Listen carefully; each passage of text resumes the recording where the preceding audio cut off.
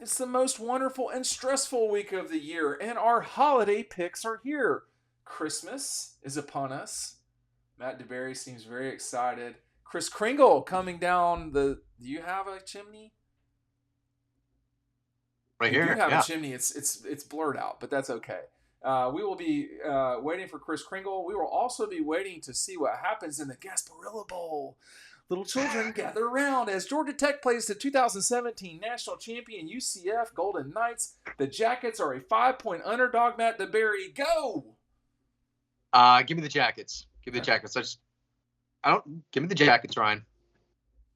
Yeah, look, I think it was a good step forward for them this year. And they played Georgia hard there at the end of the season. I think they played a handful of teams pretty hard. I thought they played Texas A&M pretty hard earlier in the season. I'll go with Georgia Tech. I'll take the Jackets as well. I have no particular explanation other than I bet you Georgia Tech's just a tougher team. I'll tell you that right now. I've seen UCF goofing around in the Big 12. I don't know. Just down the street from the Jackets, the Georgia State Panthers are making their trek out to Idaho, Ryan, to play in the Potato Bowl against the Utah State Aggies. We're big Utah State Aggie people in our family. Jerry Leggy, big alum from there. The Panthers are a 2.5-point dog in the famous Potato Bowl. Yeah, I'm gonna go with Utah State. That's a long trip. For Utah, it's not. It's not State. quite as bad. I'm not gonna. The only time I saw Georgia State this year was when Jaden Daniels was putting up 8 touchdowns on them. So that's my one impression, and I'll go with Utah State off of that. Same. I playing up there. I think there's they got an advantage for sure. Just not super sold on that Georgia State Panther team, Dean. Give me Utah State. That's a lot of hate for the Panthers. I will take Utah State as well, but that's just an emotional pick. Northwestern, who has had quite a season coming into this thing, at least there's not as much scandal surrounding them. They will play the Utah Utes in the Las Vegas Bowl. This is actually kind of a fun game. I'll go first. Utah is a 6.5-point favorite. I'll take the Utes. I think they're just better. Northwestern and Utah, Matt DeBerry. Yeah, Utah looked kind of ugly at times this year, but I think they fight back. I think they end the season on a higher note. They do look good at times. I think they're going to play a good game. Give me the Utes. Yeah, their season they never really had a chance to be what they were going to be with the quarterback. I'm always blanking on his name, but he did not play this year. And I think that hurt their offense a lot. Solid defense, not as good as people say, but good enough to beat Northwestern by a touchdown. Matt DeBerry, I'll give you a stocking stuffer gift if you know the quarterback's name in the next 3 seconds. 3, 2, Okay. 1. What was it? Yeah, he got it. Cam Rising. Okay, Cam Rising. All right, everybody's favorite third place team in the NFC South, the Atlanta Falcons, are hosting the Indianapolis Colts. The Colts are a 1-point dog Colts. in Atlanta. Colts. Matt DeBerry, you're Tank first. season. Colts. It's tank season. Colts. The Falcons are trash. They're just 2 thumbs down. Give me the Colts. Wait a second. Well, I'm sorry, I missed that. Go ahead, one more time. 2 thumbs down on the Birds. Give me the Colts. Ryan, you've got the full screen now too. Go ahead. Yeah, you brought this on for your personal entertainment to make us talk about this. I have barely watched the last 3 weeks. I have not been able to because I can't. For after a few minutes, I have to turn the channel. So I'm assuming that Taylor Heineke and the Falcons are going to lose this week. I'll take the Colts. They got a point. They get a point. Mm-hmm. Yeah. Give me Indianapolis. All right, I am actually going to roll with the Falcons. They're not my team, but I will roll with them. You know why? Because they love to torture y'all. On Christmas night, Chris Kringle has come down and left. We're not going to talk about breaking and entering. The Ravens are a 5.5-point. They're getting 5.5 points. This is a real good matchup. They're getting 5.5 points at San Francisco. I will take. I took the Falcons. I will take the other Birds and the points. I think San Francisco is probably going to win this game. But tell me what's going to happen, Matt.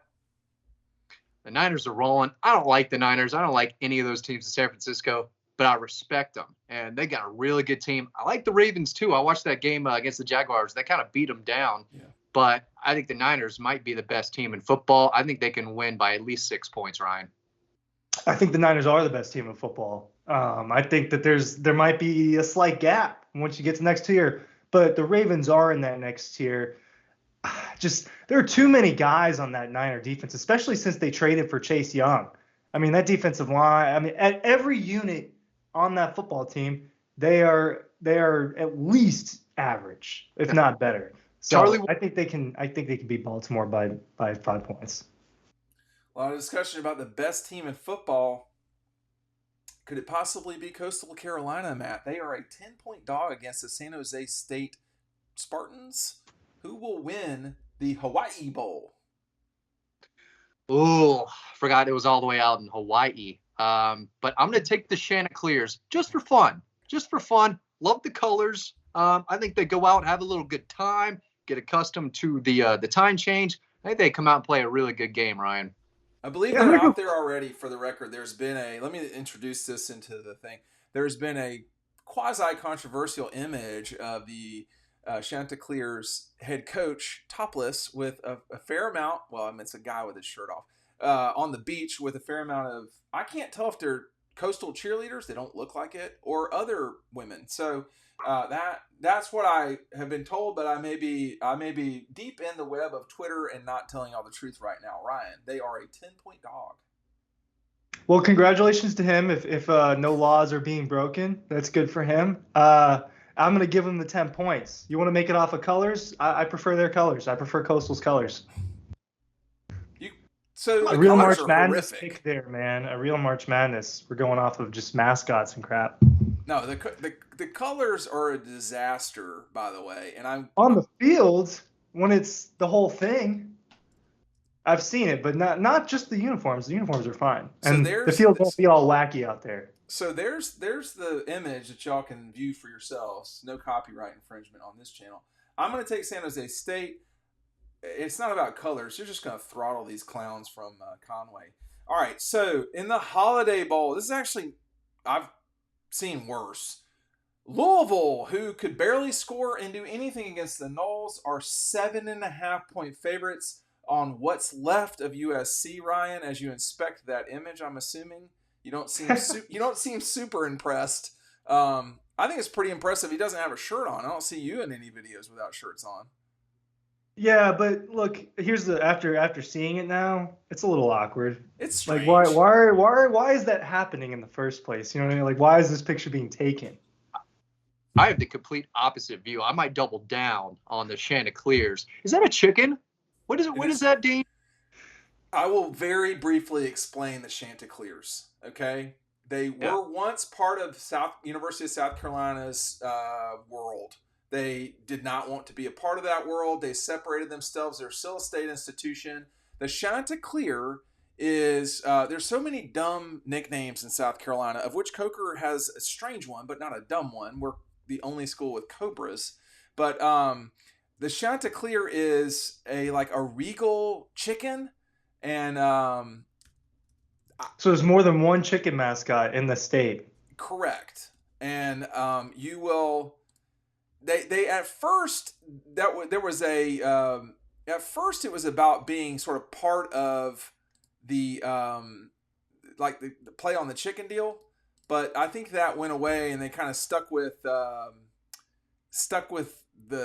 chicken motif, I guess you could say. I'm looking for the actual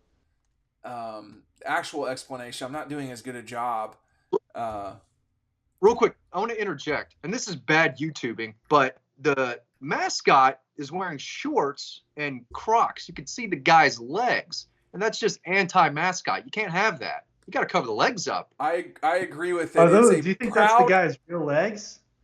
It looks like it. Yeah, Crocs with socks. I think you have to have put this on the screen by now, right?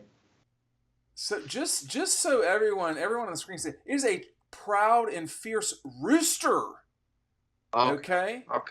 It's from Canterbury Tales, which if you went to Tucker High School and had advanced English, like some people on the call, you would know that there was all sorts of funny business going off in that whole deal. But anyway, it's derived from Geoffrey Chaucer's Canterbury Tales, specifically the Nun's Priest Tale.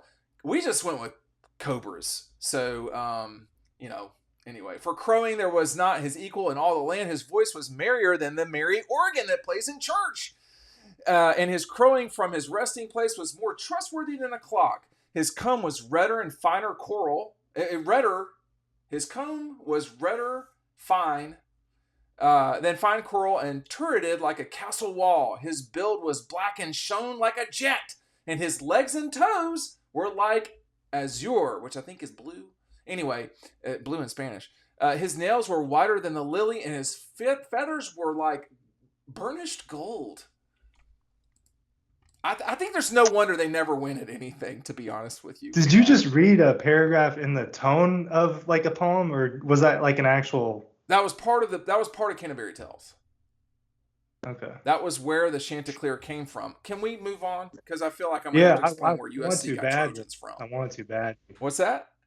I would like to move on to a different game. I would like to completely spike that last 4 minutes. Louisville, 7.5 point favorite over USC Trojans. Ryan Curley. Oh man, that one's rough. Yeah. I'll go Louisville is a 7.5 point of what's left of USC. Yeah, I'll go Louisville. Yeah, I'll go.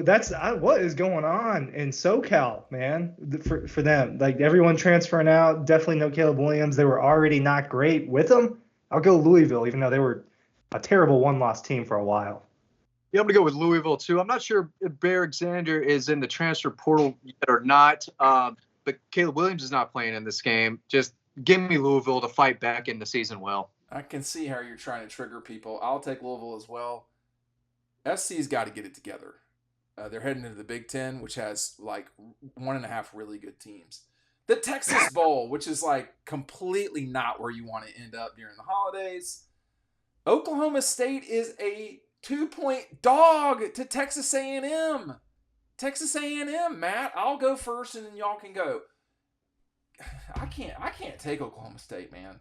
Give me A&M. I mean, Jimbo's gone. I think there could be some functional. I don't know. Give me A&M. I got to take the Pokes. I mean, A&M's losing guys every day. They're losing someone else. I'll be surprised if they can put a full team of scholarship players together. I don't know what the Pokes have been doing the last few weeks, but I think they'll be ready. They're gonna poke at them. They're gonna win this one, Ryan. Yeah, I'm having a hard time keeping up with which rosters are somewhat intact heading into this, but I don't think A&M is one of them. So I'll go with Oklahoma State, especially with the coach change. I mean, we're talking about the next month for A&M and preparing for this game. It's just it's almost a distraction. A lot of these bowl games are distractions. It's going to be distracting me from my family, who will certainly be driving me crazy. Is there a time at which we can have Christmas, like, for all we do? Like, I don't want any batteries. I don't want to put things together. Matt, you better get ready for Santa Claus. Yeah. I got his little back here that I'm missing 2 parts of it. I got to figure that thing out. Now you have more Christmas cheer. Yeah, Christmas cheer. Christmas is expensive this year at the DeBerry household, but we can keep going. Christmas is very expensive everywhere. All right, sign up for the newsletter. Help us pay our bills. Thanks for watching.